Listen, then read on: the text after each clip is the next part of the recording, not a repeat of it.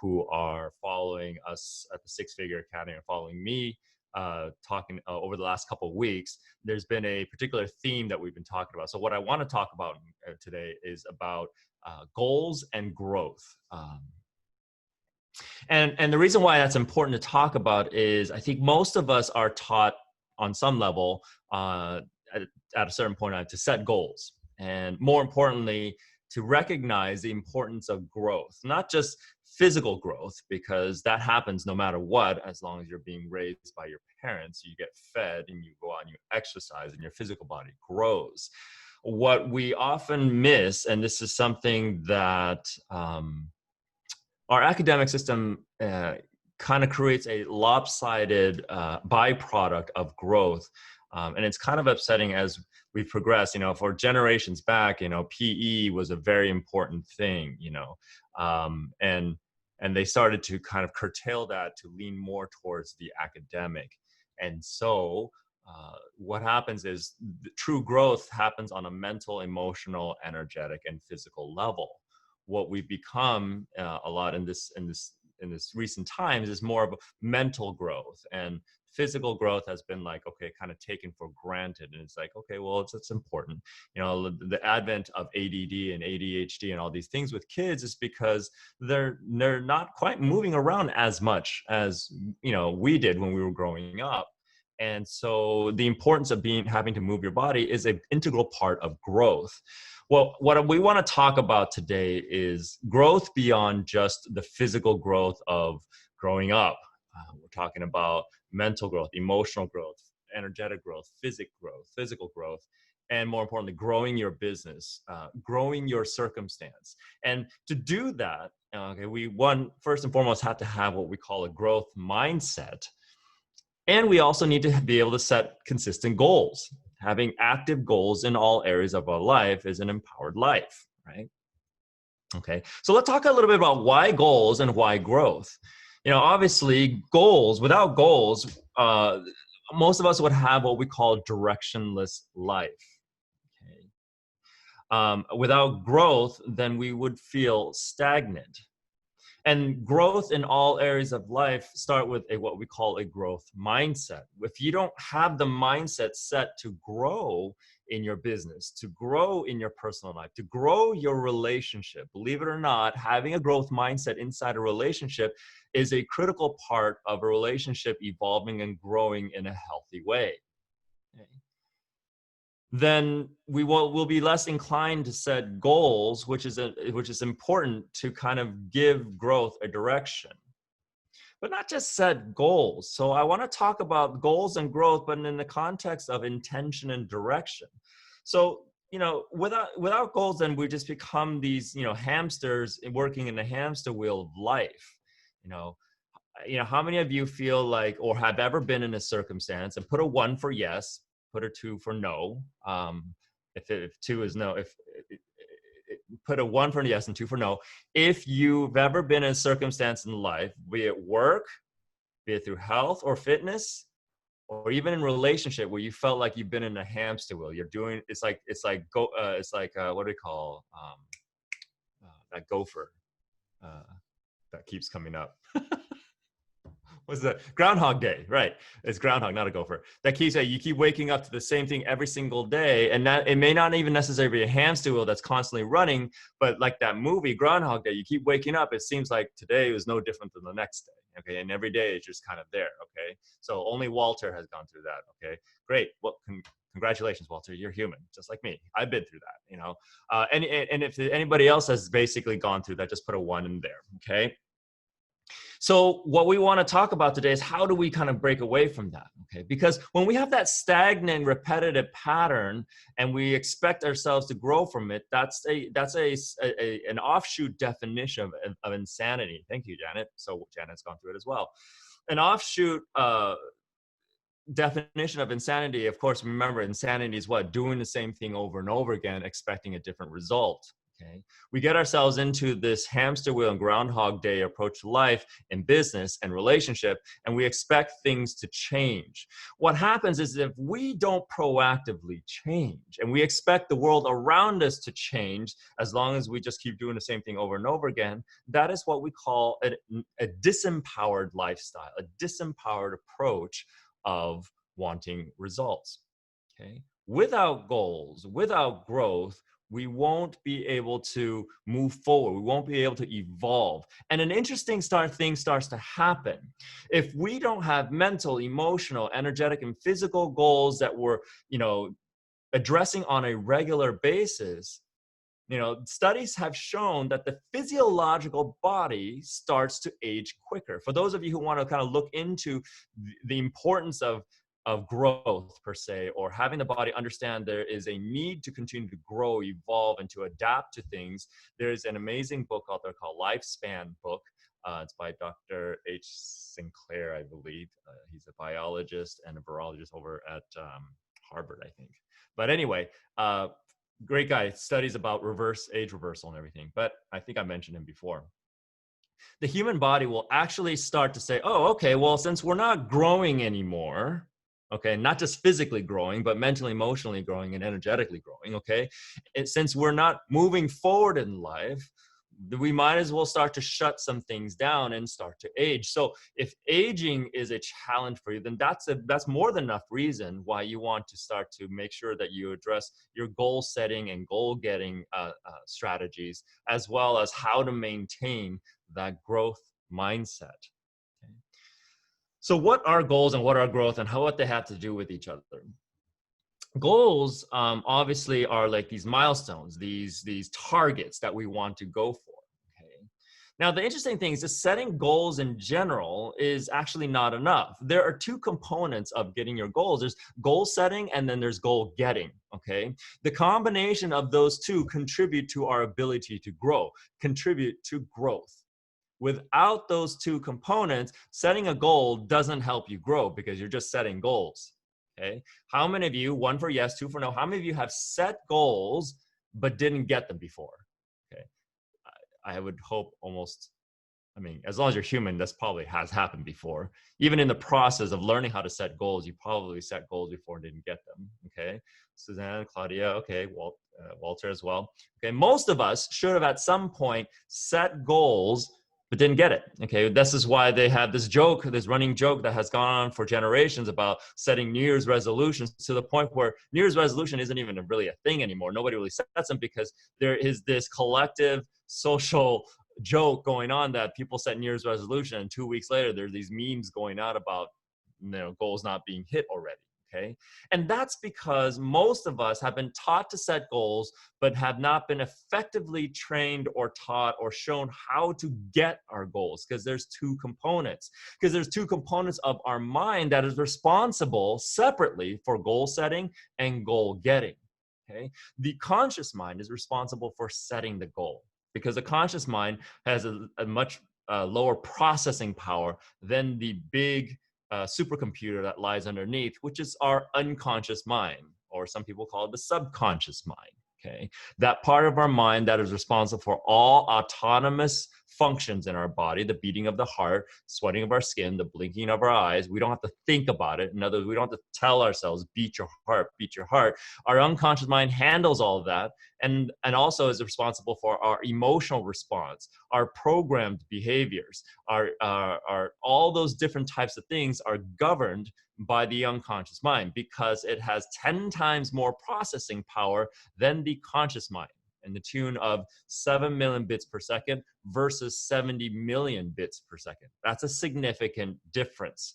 And thus, that part of the mind is actually the part of the mind that's responsible for getting our goals. The reason why most of us have challenged setting goals and not getting them, because we use a part of our mind to get the goals that we set. And so then we've overtasked our conscious mind, and then we're taught to develop willpower and to kind of persevere and to just push through to get it, which will work in a pinch, but will burn you out because it overtasks the conscious mind.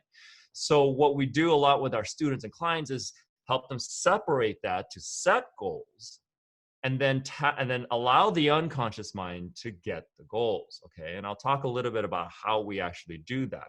Now, in setting goals and getting goals and having that combination down, those two working in perfect harmony and unison of setting goals and getting goals, conscious and unconscious mind, is what is going to put you in a state of a growth mindset.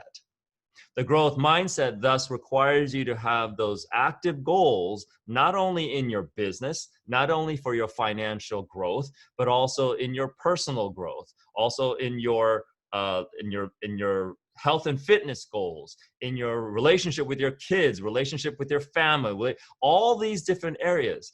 To define what an empowered life is, okay, we define empowered life as one who has active goals in all the main pillars of life and beyond. Okay, so the three main pillars of existence or of life is basically our work and career, our health and fitness, and our relationships. There are offshoots to that. There's also fun. There's also spiritual growth, personal development, friends and family, if they want to split up from the relationship type of thing. So there's all these different, so there's more than just those main three, but everything is kind of like starts at those main three. Those are the three main pillars. And in order to maintain a consistent and sustainable growth pattern and a growth mindset in your life, you need to have active goals in all areas of your life, primarily those three main pillars. Okay. How many of you have, and one for yes, two for no, how many of you have currently active goals in at least those three areas of life? Okay. One for yes, two for no. Okay. Most of us, unfortunately, in this society have active goals in only one area of life, which is usually work and career. Okay. Okay. And there's nothing wrong with that because, you know, again, our society is not very adept. Thank you, Susan, for only two. Okay, cool. Okay. If you find that you don't have all three, you have active goals in one of those three, great. Okay.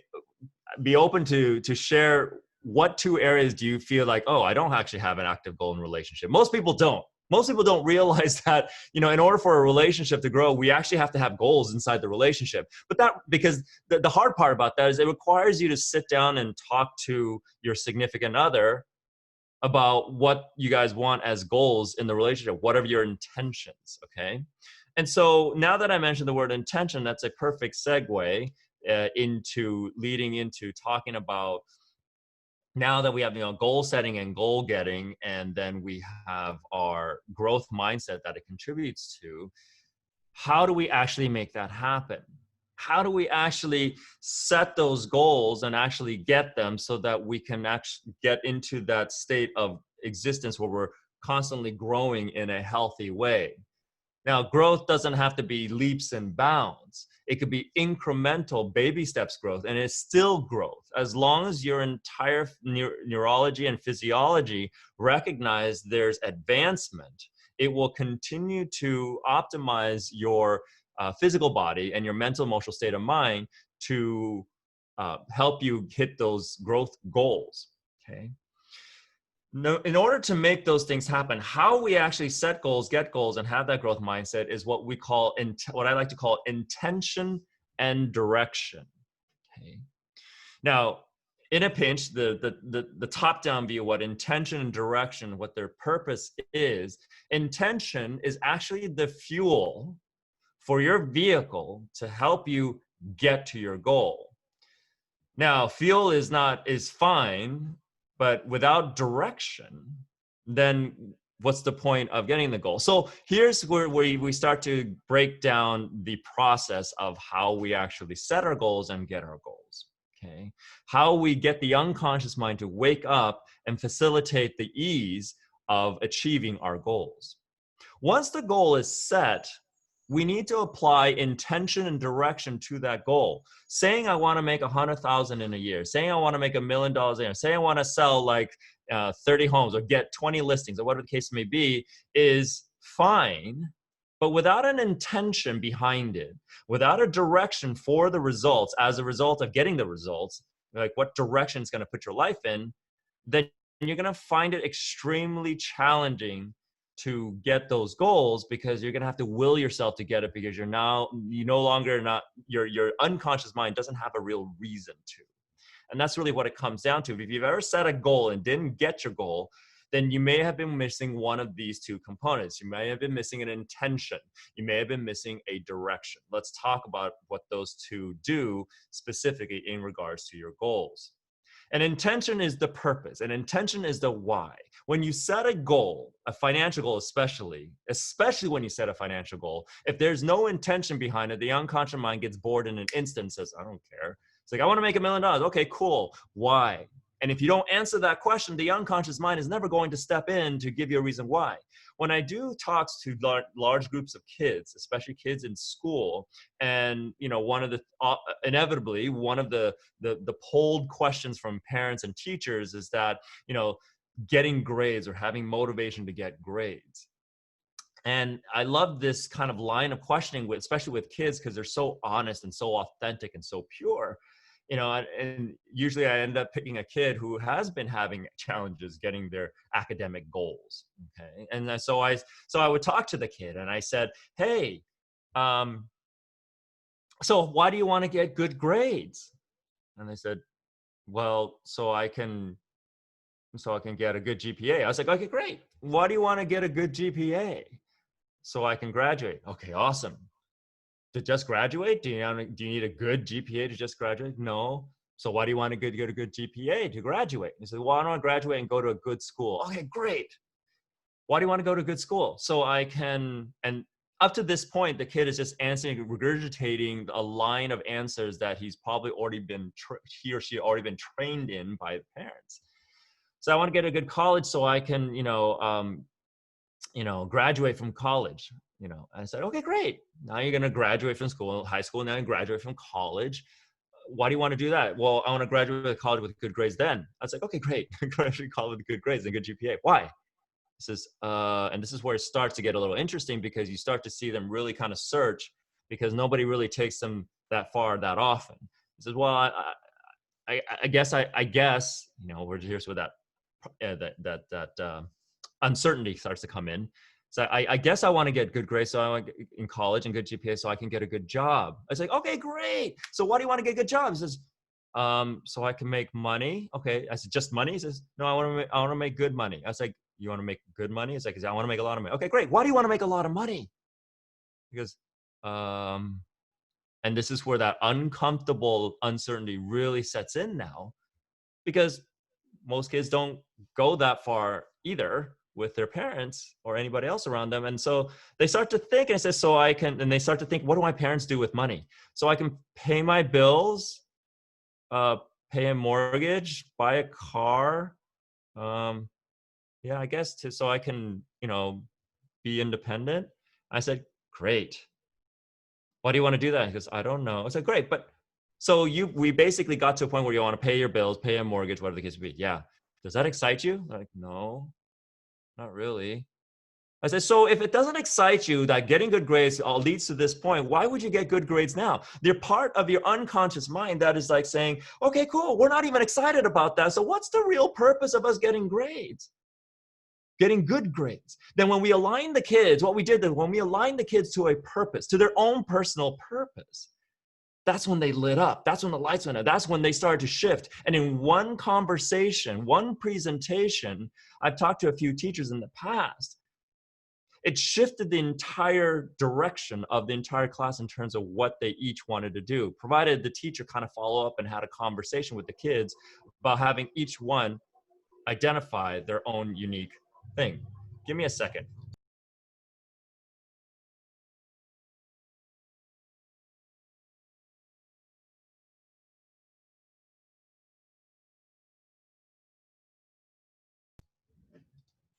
Sorry about that.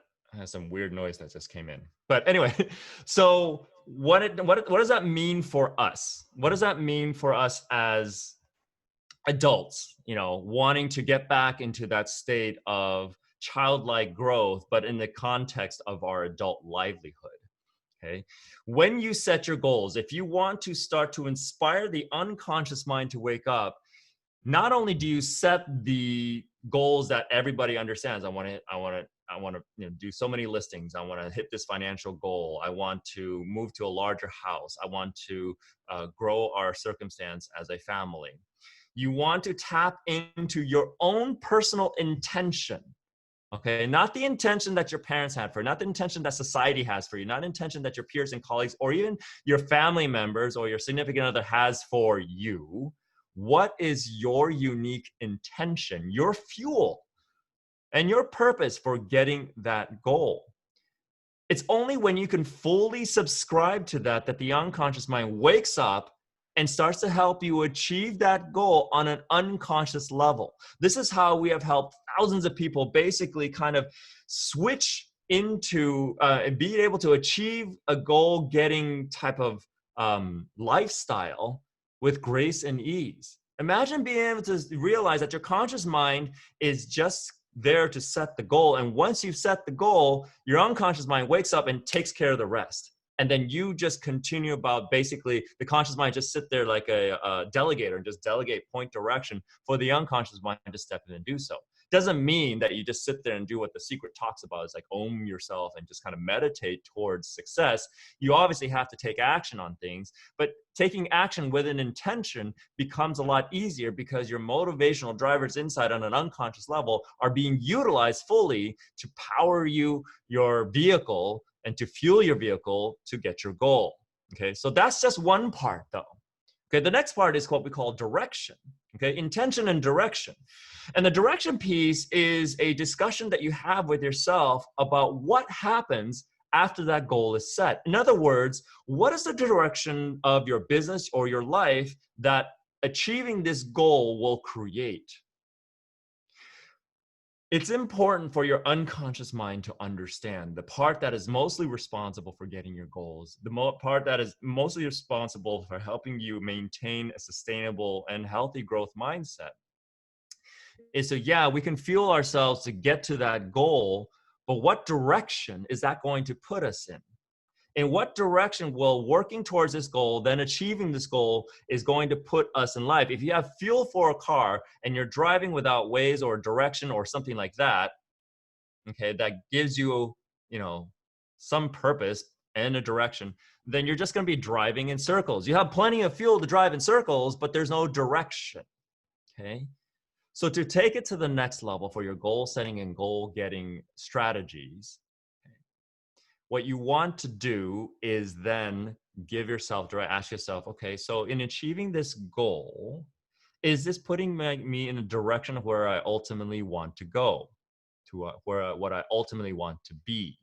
And the direction doesn't need to actually be a physical direction. It could be a direction of growth in our mind.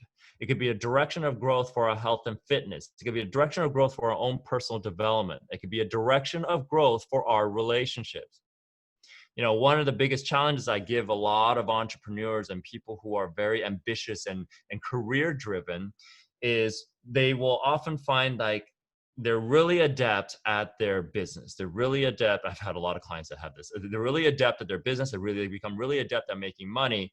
And they become extremely atrophied and weak in the area of their personal relationships, And it's not their fault. Our society in this capitalistic world tends to push us a lot in that direction because we spend most of our lives in relationships and families until we get into school and then get out of school. And they say, you got to get to work. You got to be independent. You got to be able to survive, okay, by making a living for yourself.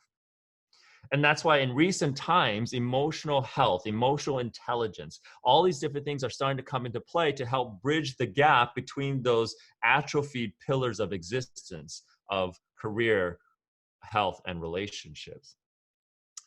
People find it somewhat even easier sometimes to set goals for their health and fitness because what do they have to do? Get a trainer, go to the gym, do all these things every single day, okay?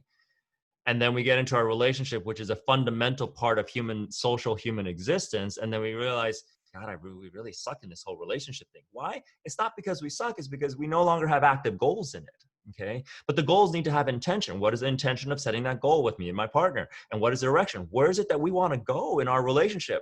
It doesn't matter if we've had kids already and we're doing a lot of our life for our kids. Your personal relationships as husband and wife or a mother and father or as lovers still need a direction.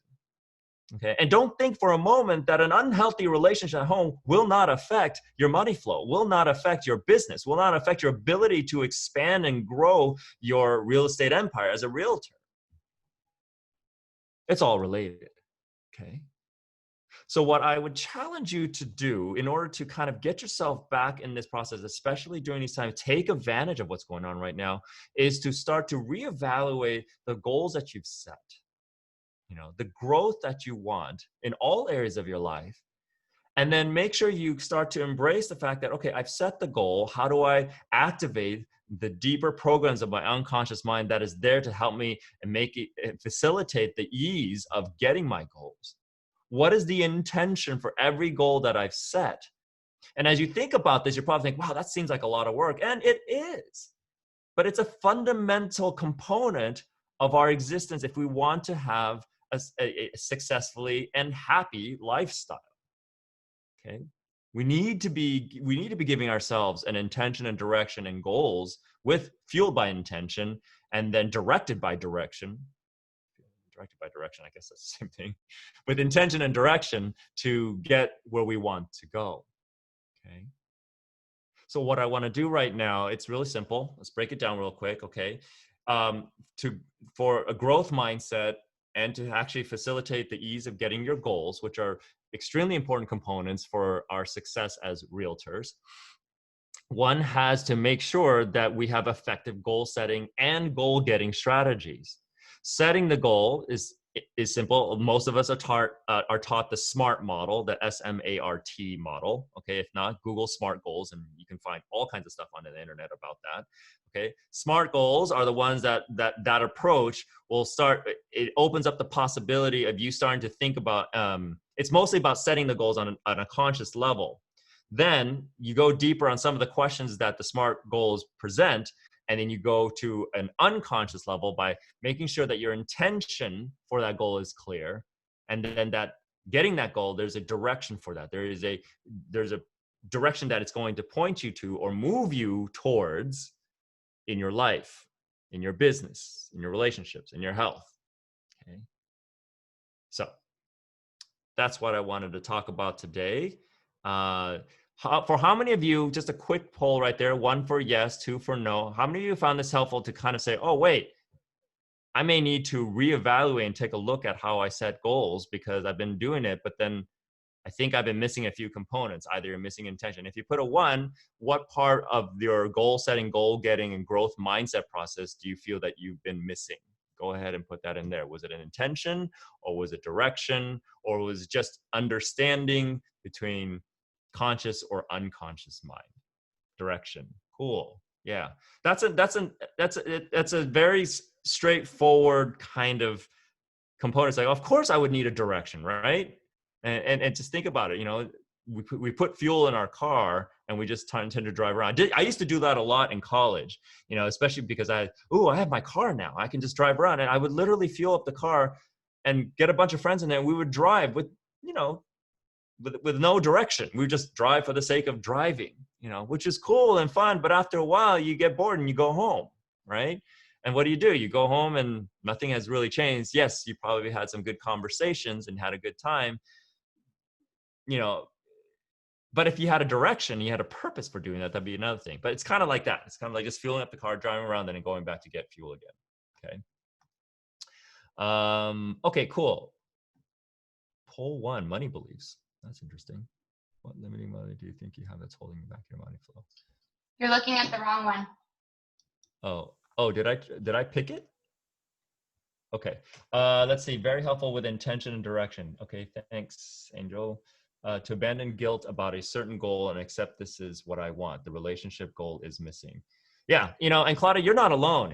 I've been doing this for a while, and I've worked with a lot of really successful entrepreneurs, and inevitably it comes up where most of the time there is some level of atrophy in relationship goal setting, a growth mindset within a relationship. Don't worry about the typos. I figured it out. Okay.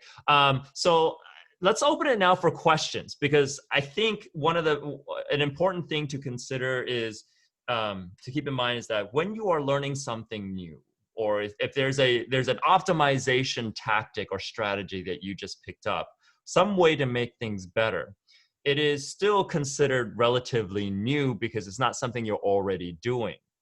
And the purpose of asking questions during the Q&A, it provides an opportunity for the part of your mind that is actually going to be responsible for doing this unconsciously, because that's what you want. You want unconscious competence for this so that you don't have to think about it. Kind of like how you drive a car now. You don't think about it. You just get in, turn on the key, and you go.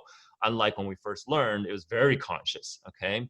One of the best ways to do that is to ask questions, is to, kind of allow the unconscious mind to say, I have a question about that. And that's why I'm still a big fan of when people say, and what teachers have said to me growing up, there's no such thing as a stupid question, because there really isn't. Now, if you ask the same question over and over again, then that could be a little interesting. I wouldn't call it stupid. It'd be like, why do you keep asking the same question over and over again?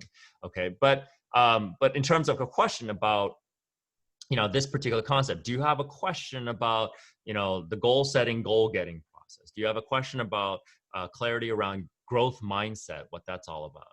Or do you have a question about making sure how to get good at, setting your intentions or even setting a direction? What questions do you have? And this is a really important piece. This has literally changed lives when we have shifted this fundamental approach on uniquely setting goals and giving ourselves a growth direction in our lives. How do you get over blocks? Okay, so the interesting thing about blocks, everybody has unique blocks. Okay, it's a great question. Just needs a little more specificity. Okay, what specific blocks are you talking about? And if you're willing to share a specific example, that would be even better, because then I could get very precise with how I answer that question.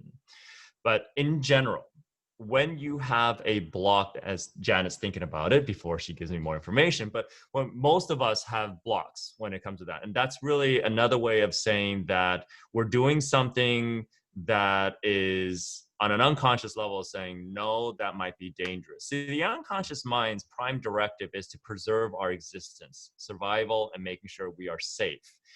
Oftentimes when there's a block that comes up, there's a part of us that either feels one of three things. Either we don't understand it, so it's too complicated. We don't feel safe because it's potentially dangerous, or it's too complicated and it's hard. Okay, and it's not simple enough. The unconscious mind, in order for it to really kind of have an ease in doing things for us and not presenting stopping blocks when we're conscious mind. So the blocks come up from the unconscious level. The conscious mind says, I want to do this. The unconscious mind goes, nope. Okay, that's where the blocks come from. And the blocks come up because they're triggered those gatekeepers. There's three gatekeepers. One is it safe for me to do this? If I don't feel safe, there's the first block. The second block is am I bored or am I intrigued? Okay. If it's not intriguing to the unconscious mind, there's a block. And the third one is it complicated or is it simple? Is it complicated? Block. Simple? Let's go. So if the unconscious mind deems what the conscious mind is telling the unconscious mind, your conscious mind, and says, yes, it's safe, it's intriguing, and it's simple, full steam ahead. A block in general will show up when one of those three are triggered. And then what happens is, in order to validate and justify that block, it brings up our experiences, it brings up our internal programs of what we already know how to do. Okay, so this happens a lot when you're introducing a new program that goes against an old default program, behavior program. Then it puts up a block and say, no, I don't understand it. This is different than what we've been doing before. Why do we need to do this? And this is why intention and direction is a really important thing. Okay. When the block comes up, then you want to get intimate with that block. A lot of us are taught that when a block comes up, we just try to kind of like push through it, and you just got to persevere and go past it or go around it or bury it. Okay. It doesn't make it go away. It just basically puts it away for a while and say, go sit in the corner. Nobody puts baby in the corner. You put baby in the corner, baby comes back, And so for blocks, what you want to do is you want to get intimate with the blocks. You want to understand what that block is for. You want to recognize that your unconscious mind is presenting resistance and a block for a reason. Whether or not that reason is helpful to you now, whether that reason is useful for you in this point in your life, there's a part of your unconscious mind that believes it does. And most of us are not taught to say, well, then we need to acknowledge that it's serving a purpose. The block is serving a purpose. And until we acknowledge that part of our unconscious mind that is using it for a purpose, it's going to be a constant fight. It is going to create dissonance. It's going to create a block. And to overcome that block is simply by, first and foremost, recognizing what that block's purpose is, and then sitting down and literally having a conversation with yourself on an unconscious level. Say, well, what did we use this for? Okay. And then recognizing, how is it a problem now that this block is coming up? Because once you acknowledge and say, oh, okay, this block or this resistance is because what we'd used to do before worked. Okay. For example, I have a client that, when she was growing up, her coping mechanism for conflict at home, uncomfortable situation, was to go into the closet and be by herself and hide away from the world. Okay. And it was a coping mechanism for the uncomfortable circumstances she was dealing with at home as a child.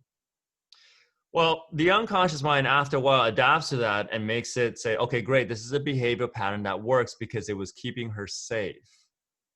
As she grew up and became an adult and now in her 50s and going on to her 60s, she's realizing that she's been hiding all her life. And the result of that is that she hid herself behind a career that she really didn't want to do, but it was safe. And now that she wants to step out and really kind of embrace her own business, she's finding it difficult to show up and stop hiding from her audience, from her clients, from her customers. And it became this massive block. I mean, she became really financially successful, but she wasn't happy.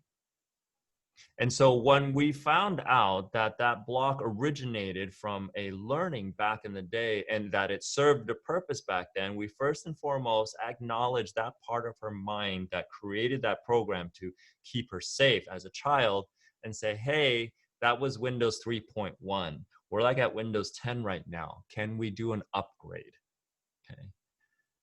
I'm oversimplifying it because, of course, there's a whole entire process of doing so, but that's essentially what needed to happen. By acknowledging it, you're not beating up yourself up for having the block. You're saying, hey, thank you. Thank you so much for protecting me all these years. We're in a different place now, so let's talk about what we can do differently. So you can wipe the canvas and repaint a new painting that best represents where you want to go now in life. In doing so, that small shift completely changed the landscape of how she approached her business and consequently improved her money flow. When she started showing up more and she had a big jump in her financial money flow, she was so excited. She goes, that was it. Who would have thought that me trying to keep myself and hiding at home was the reason why I was hiding from money, literally. Okay. So Janet goes, I would like to improve my health through better eating, but I get very unexcited when it comes to giving up diet soda. Okay. So, things like diet soda, and it's along the lines of what we call a social addiction, if you will. And I hate to use the word addiction because there's such a strong charged colloquial perception of what addiction is. But addiction is simply something that especially from a social standpoint, a social addiction is we've associated a diet soda with some kind of a set of events or circumstances in our life so that there is an association, there's an emotional association with those events. This is much like what we do when we help people quit smoking. Those that do want to quit, is that they first and foremost have to recognize it's less of a physical addiction than it is a social addiction. Okay. And then what we do is when we dissociate the attachment of that diet soda or that cigarette from what the unconscious mind has associated it to, then eliminating that part from our lives as part of our health and fitness is a much easier endeavor. Then we can use affirmations. Then we can use these mindset strategies to do that. But as long as there's an emotional attachment associated with diet soda, with smoking, with all these different somewhat socially addictive behaviors, then there's going to be challenges in using just straight logic to eliminate that from our lives. Okay. So what you want to start thinking about, Janet, is, okay, how did you start getting into diet soda? And what is the emotional association or social implication of diet soda? Okay. Because we didn't grow up saying, okay, here's diet soda. Was it something that was first introduced to us at home? Or was it due to something that happened in life? They said, oh, I need to start drinking diet soda instead of regular soda now. Okay. What we want to do is we want to identify the circumstances and the events associated with the introduction of diet soda into our lives. First, address the charge behind that, dissociate from those events, and then you can actually logically have a conversation with the unconscious mind to give that up if that's truly what you want. Okay. Now, if you don't want to give up diet soda, then trying to force yourself to get rid of it is a losing endeavor every single time. But if you do want to get rid of, to eliminate diet soda from your diet, if you will, then that's the approach you would have to have, is find out how do you even know to like diet soda? What were the social circumstances that got you into diet soda? Claudia says, I want to make money equals freedom and security for me. Big psych tie in fear of economic security. I'm a realtor and the opportunity is clearly there, which is a big part of making money in real estate. Yes. However, I dislike self-marketing. I am a more reserved personality, which you're not alone in this, but I have a lot of competence and energy. FYI, I'm about 10 years from retirement. I want to retire with money. Quote unquote. I love how you put retirement in quotes, because retirement is still a relatively new concept. It's only about three generations old. Prior to that, retirement didn't have any meaning whatsoever. It's interesting, right? Little fun fact. I want to retire with money. I have money, but I want more. Okay, so I have money, but I want more. Okay, so the but, okay, on an unconscious level, when we use the word but, it tends to cancel out everything right before that. I always have a conversation with people talking about irresponsible but usage. Okay, is what we want to do is, like, think about this. Okay, let's say you are on the recipient end of accolades from a boss, and the boss goes, oh my God, you guys did a fantastic job yesterday with that project. But what I want to do is, okay, I actually, for those of you who remember me doing this talk at the Crown Plaza years ago, I did a conversation. I did a presentation about the agreement frames, which included the but conversation. I have money, but I want more. I'm going to key on that, and due to time, I'm going to key on that, and then we can that'll kind of lead into other things, because I have money says, okay, I have money, but you just told the unconscious mind that I don't have money. Okay, you just canceled that completely out, and then it says, I want more. Okay, now this is always, what do you mean by more? I see a lot of time people say, I want to make more money in 2020. It says, okay, great. And they don't set a figure. They don't set a purpose. They don't set an intention, direction. They just say, I want to make more money. And what happens is they go outside, they walk down the street, and they find a quarter on the street. The unconscious mind says, goal achieved. You just got more money. It's simple, right? The unconscious mind is very simple.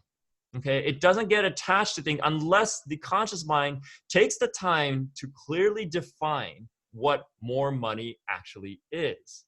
Okay. Now, also, Claudia, what you want to look at is, if you define money as freedom and security, the challenge with that is that we want to define the terms. What does freedom actually mean to you? And more importantly, what does security mean? Here's the caveat around security. Most of the time when I have clients and students that come in and use security as a definition for money or freedom even, security has a built-in negative motivator inside. Security is safe From what? Secure from what? So it's an away motivator, which then, as you get more secure, that motivation goes away, which then takes away your motivation to make more money. So now the more security you have, the more complacent you become, the less motivation you have to make more money. So what you want to do is you want to get behind why security as a word, define it first, and then and find out why security was chosen as a motivator to make more money.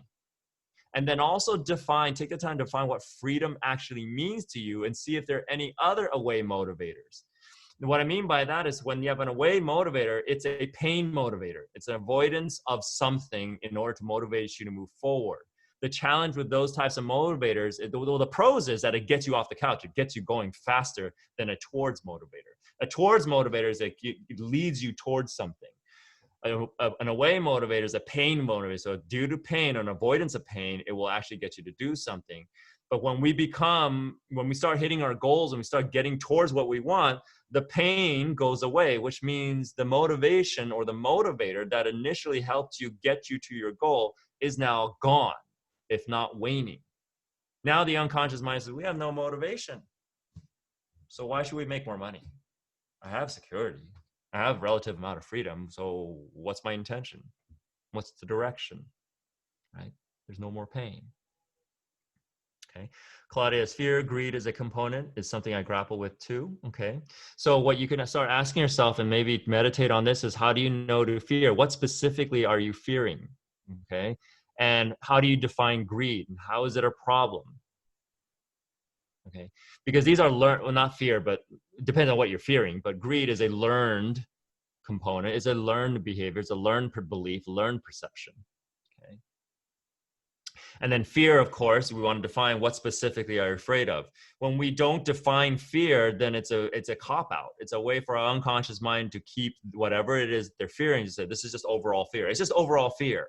When we are nebulous with our definition of what specifically we are believing or what specific program is running, that is a way for our unconscious mind to keep that behavior that is not serving us. How we just simply defining and articulating clearly with details, like what specifically are you feared about, how do you define greed, is a way to kind of deconstruct that construct so you can challenge that construct of reality so that change can happen. But until we take ourselves out of that nebulous state of just a general fear, then it's going to be extremely difficult to overcome that. And most of us have challenges like that because we've defined our challenges in nebulous terms, which then keeps it in ether, which makes it a moving target, which makes it really difficult for us to address and resolve. Okay. Good. I'm glad it's helpful for you, Claudia. Maybe I'm hiding from money too. Yeah. I mean, money, depending on how we each grew up with money, our relationship with money is directly correlated to how our money flow is in our lives. Yes, there are people who absolutely hide from money because there's a negative connotation with money. They grew up with a negative. I've met multimillionaires who literally are so frivolous with their money is because they grew up with money in their household, but money was used to manipulate. Money was used to do bad things in their mind. And though they became adept at making money, their behavior pattern was kicking money out faster or as fast as they could make it. And it becomes this addictive, socially addictive drug and cycle that make money, pain, kick it out. Oh, feel better. Make money, pain, kick it out. Oh, feel better. Okay. I didn't grow up with a silver spoon in my mouth, but money was painful, growing up. Money was a source of struggle in our household. So when I started going out and making money, I would make a ton of money and then it would go away. Make a ton of money and it would go away. And it's like, oh, what's happening? And then especially when I was in the real estate industry, money, once you get into a groove, money comes in big chunks. And for some reason, my behavior pattern would have it also go out in big chunks.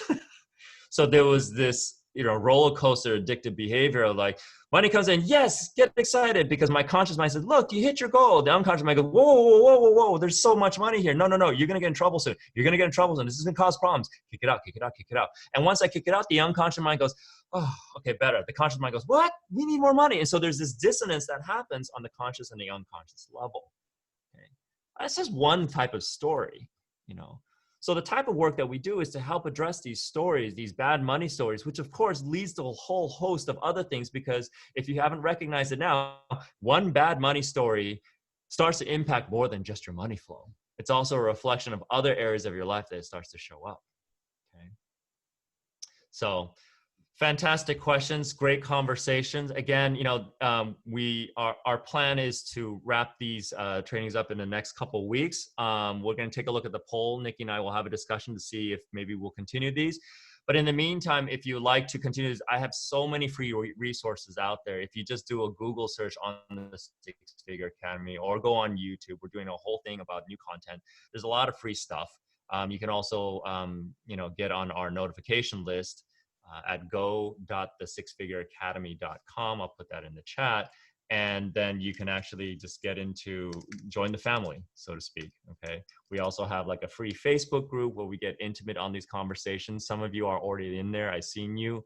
And that's when we can have more intimate, more private conversations. It's free. It's a Facebook group. You just go in there and join the community of similar minded entrepreneurs. But, if we don't continue, would love to continue these conversations for those of you who it resonates with. Now, I know I'm not everybody's cup of tea. It doesn't resonate with everybody, and that's totally fine. We're all in different parts of our journey when it comes to entrepreneurship. But Susan, as favor, what is the name of the book the Harvard professor wrote? Oh, yeah. If you go to lifespanbook.com, let me put that in there, lifespanbook.com. I should talk to him about being an affiliate because I talk about him a lot. It's great. I mean, and if you don't want to get the book, he has a lot of YouTube videos out there where he talks about not just, the constructs of stopping the aging process, but also reversing it. He's living what he's studying, and he's got his dad doing it too. So it's kind of cool. He's not just doing it from a theoretical standpoint. He's actually using himself and his dad, I guess, as a guinea pig in all of his new thoughts and approaches on things. But really fascinating stuff. And the reason why that's important is that if you want to incorporate any level of longevity in your journey as an entrepreneur, in your journey as a realtor, to be able to provide these services to your clients, your physical vehicle needs to be in tip-top shape. Your self-care protocols need to be on point. Most of what we do to help our clients succeed is spending a ton of time doing self-care. Because the healthier you are, the happier you are, the clearer mind you'll have, the more productive you'll be. Okay. Oh, Elizabeth Rhodes. Okay, so your chat is disabled. So basically, go to lifespanbook.com for Dr. David Sinclair's book, Lifespan, like a lifespan, book.com. And then to join our family, you can start with going to go.thesixfigureacademy.com. There's a free ebook that I give you guys there. And I share a little bit about my story. You can skip that, just put your name and email, and then I'll send you we'll send you our PDF, which is an e-guide on how to go from money anxiety to six-figure mastery. Thanks, Claudia. Appreciate it. Yeah, the number 6, actually. The number 6. So the number 6 Figure Academy.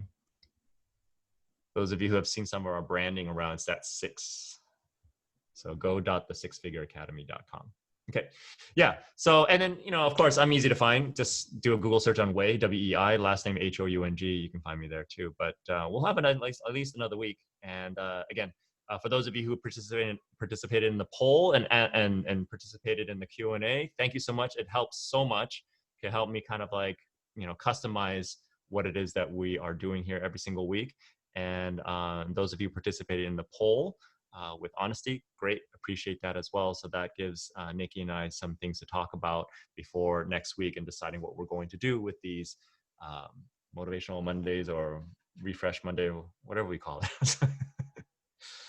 Okay, it's 10 o'clock. I think we're good. I think we're good for this week. Thanks, everyone. We'll see you next week. Thanks, Wei. All right, thank you. Bye-bye. Bye.